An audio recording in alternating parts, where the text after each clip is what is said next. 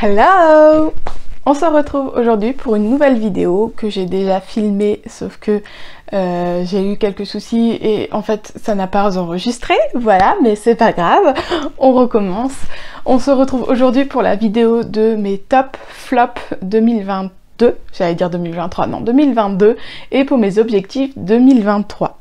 Donc c'est parti, on commence tout de suite.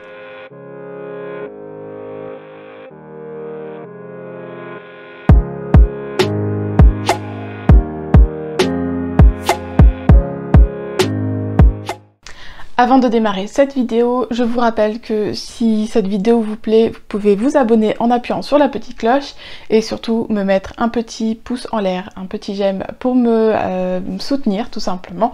Et n'hésitez pas à commenter avec moi parce que c'est aussi le but de ces vidéos, c'est de partager tout ça avec vous. Je ne fais que un top 3 parce qu'en fait en 2022 je n'ai pas lu énormément et quand j'ai fait un peu le bilan de ce que je me souvenais, en tout cas je n'en ai pas eu énormément qui sont ressortis, donc voilà, ce sont mon top 3 qui sont souvent plus sur la fin d'année en fait, tout simplement parce qu'en début d'année je n'ai pas beaucoup lu. Le premier que je vous présente, alors je vous mettrai, c'est pour ça que je suis décalée, je vous mettrai un petit peu sur le côté là toutes les couvertures. Il s'agit de Sorcier, donc le tome 1 de Maxime Lafontaine aux éditions... Je ne sais plus, je ne sais pas pourquoi je me suis embarquée là-dessus, je ne sais plus. Il y aura la couverture juste là. J'ai adoré, alors je vais essayer de passer assez vite parce que sinon la vidéo sera trop longue, mais j'ai vraiment adoré ce livre. Je ne crois pas vous avoir fait de chronique là-dessus, mais vraiment j'ai adoré l'univers de base. Pourtant j'ai été surprise parce que je l'avais lu en pensant être vraiment dans l'univers du cirque pur et dur, c'est-à-dire les spectacles avec les tentes, machin et tout, et au final pas du tout à ce niveau-là en tout cas, mais par contre on rentre dans un univers mais juste génial.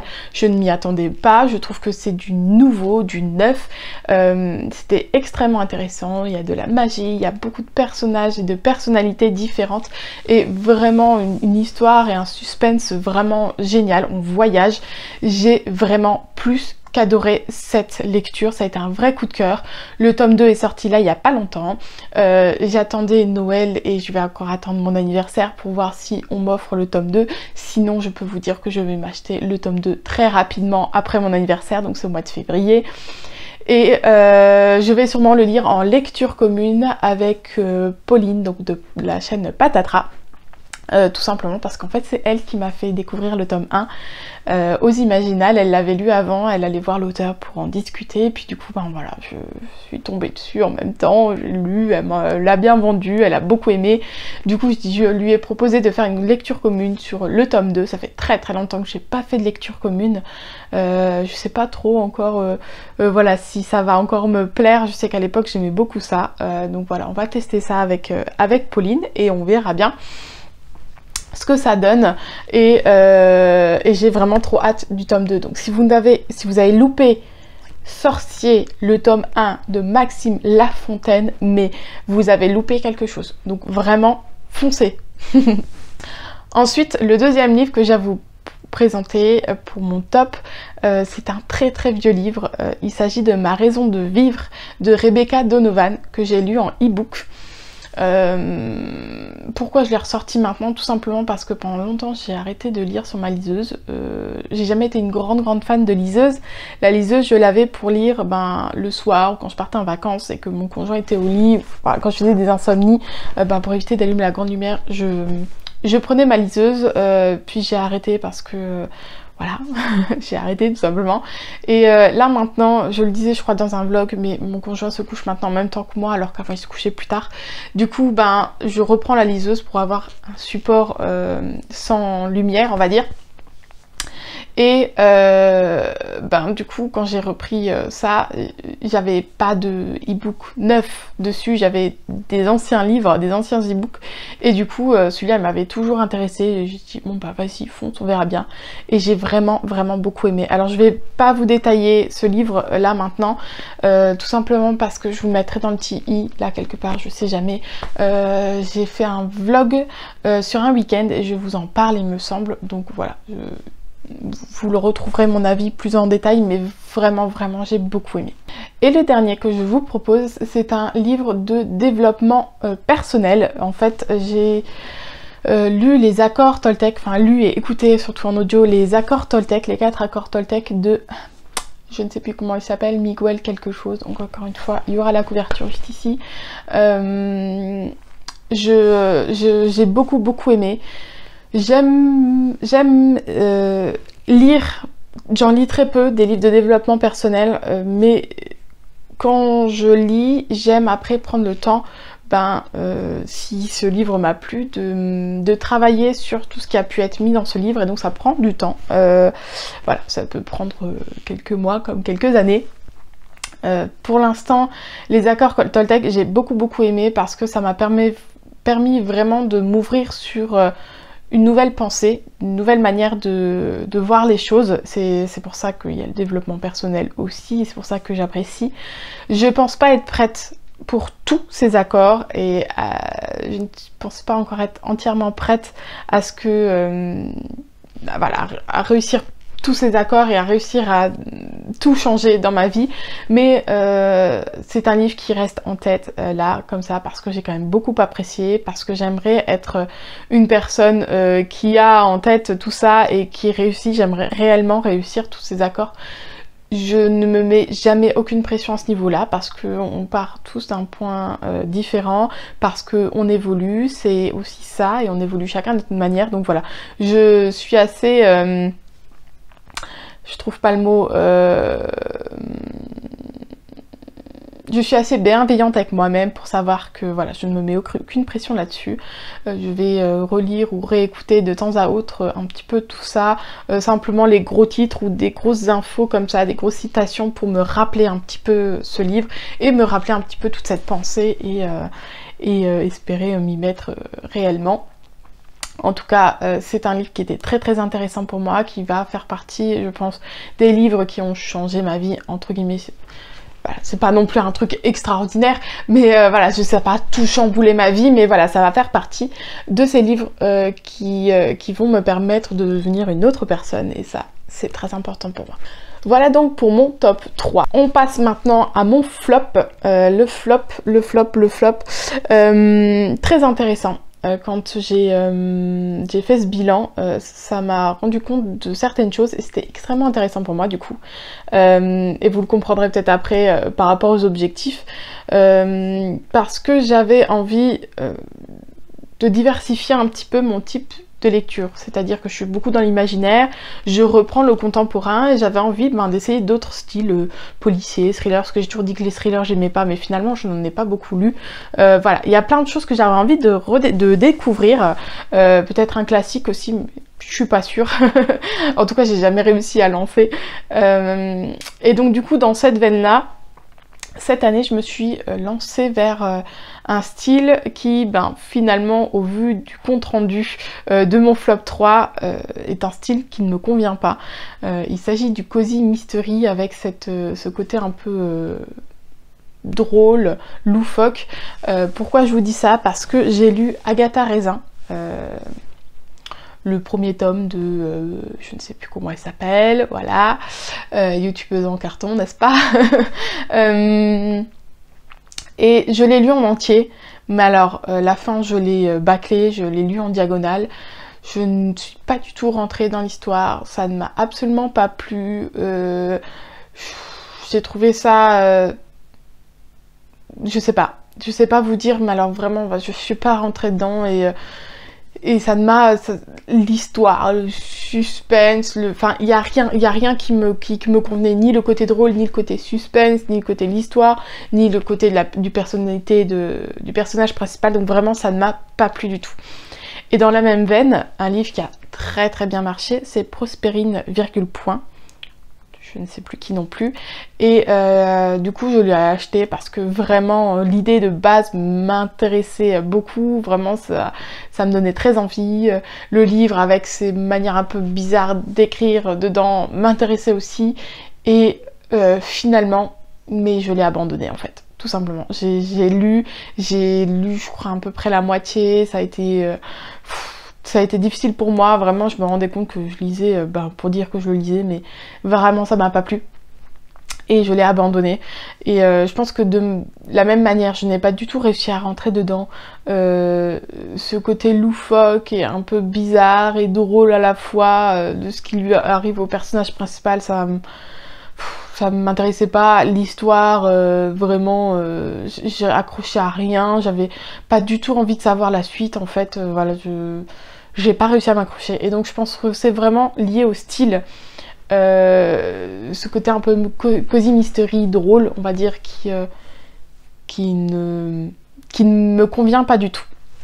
Donc voilà, c'était très intéressant en tout cas de faire ces lectures pour ça, parce que ben voilà, je sais que même si une booktubeuse ou si quelqu'un que je suis a adoré un livre mais qu'il s'agit d'un cosy mystery, je sais que voilà, c'est pas la peine, c'est pas pour moi, tout simplement.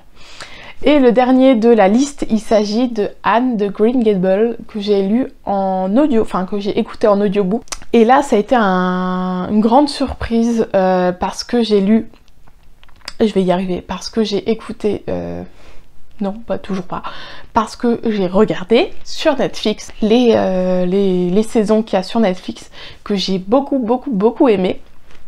Et du coup, ben, je m'attendais à aimer tout autant les audiobooks. Et pas du tout.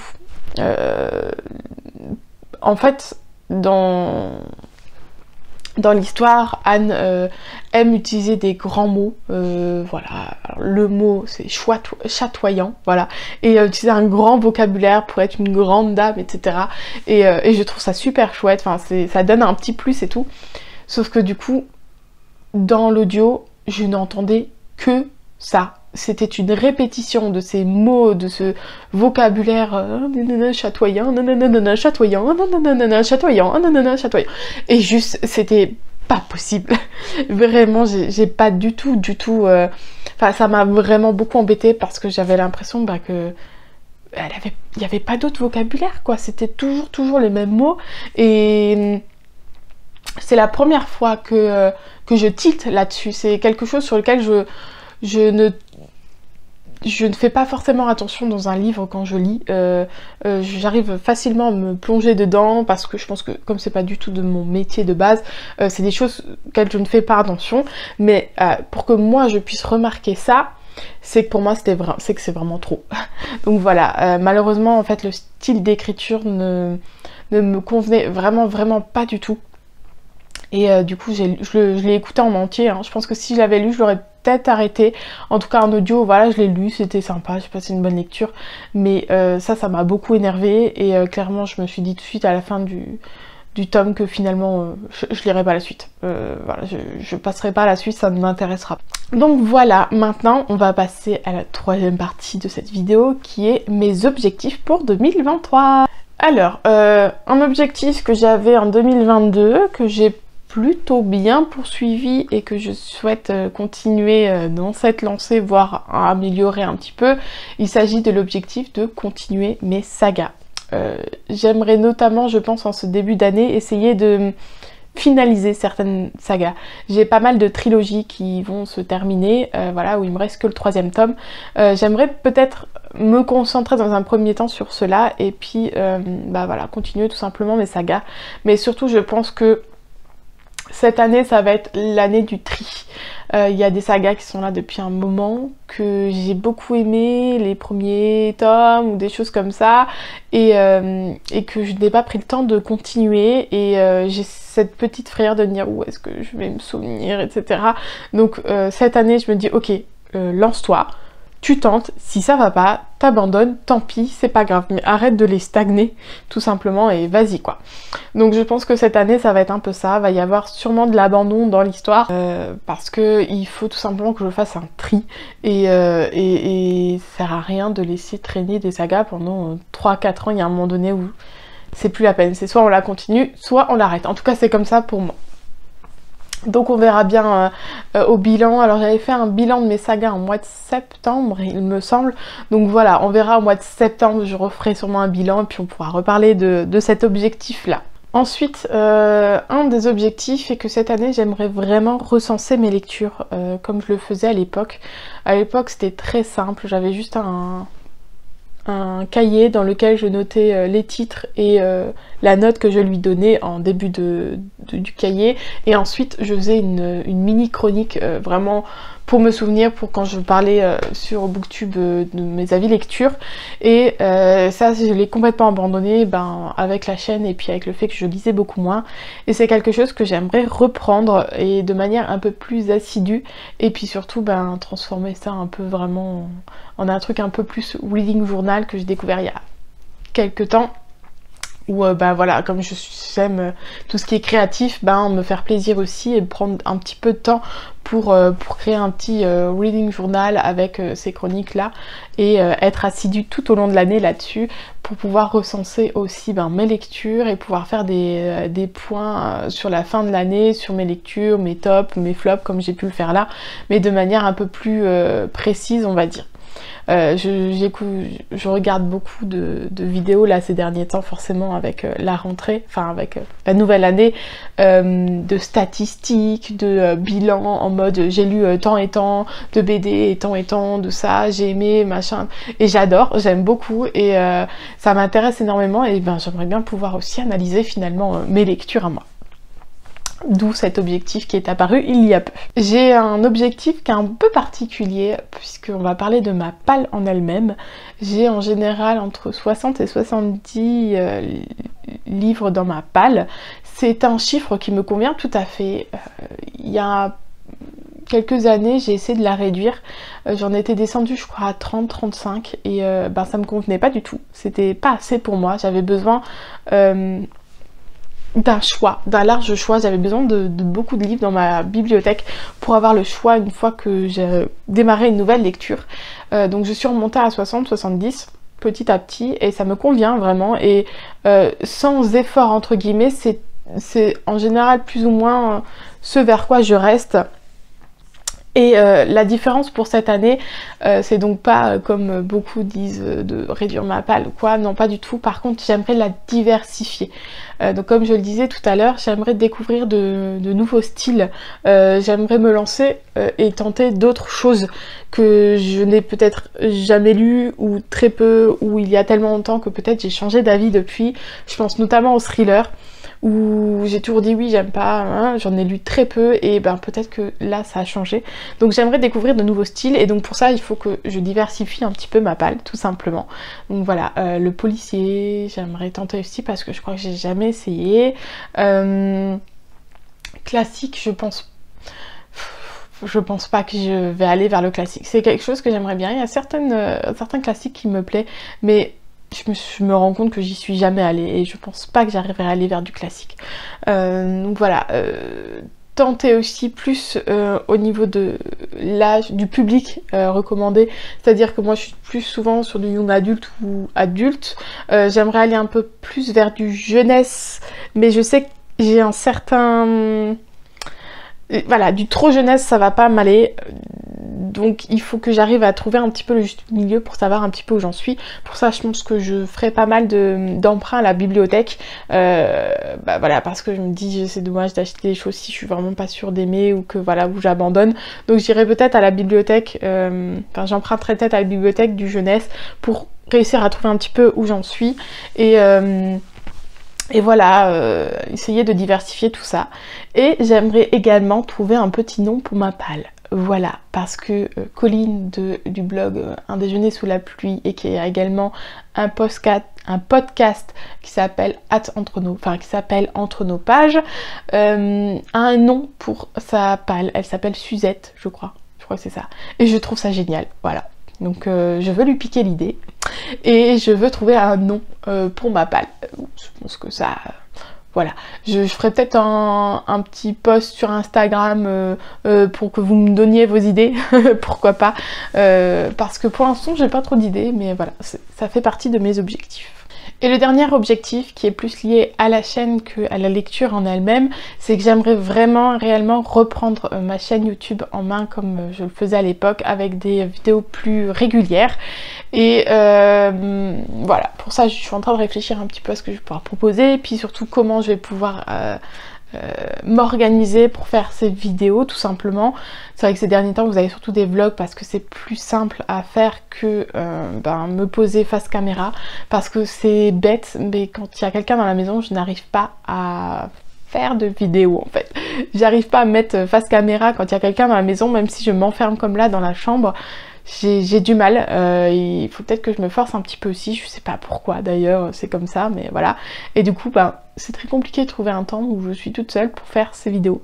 Donc voilà, je vais essayer de faire des efforts aussi, et puis de trouver surtout des idées de vidéos, de ce dont j'ai envie.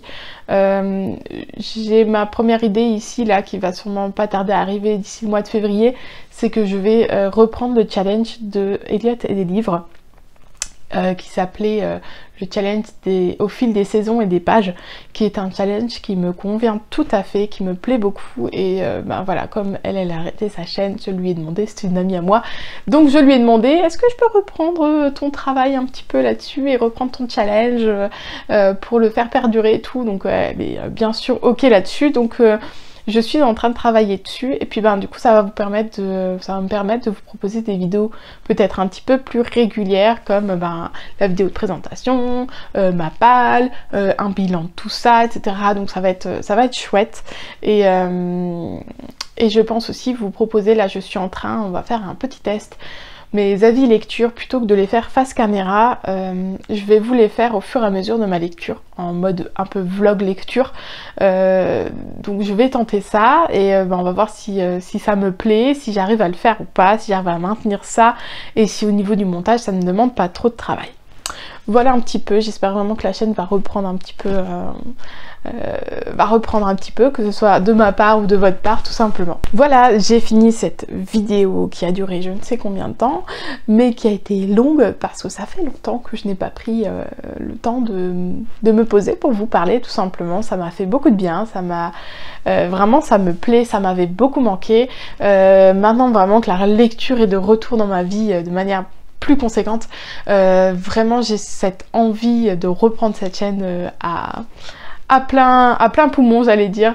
Donc voilà, vraiment ça m'a beaucoup plu, et j'espère que ça vous plaira aussi. Et je vais m'arrêter là, et je vais vous souhaiter une bonne journée, une bonne soirée, et je vous dis à la prochaine. Bye!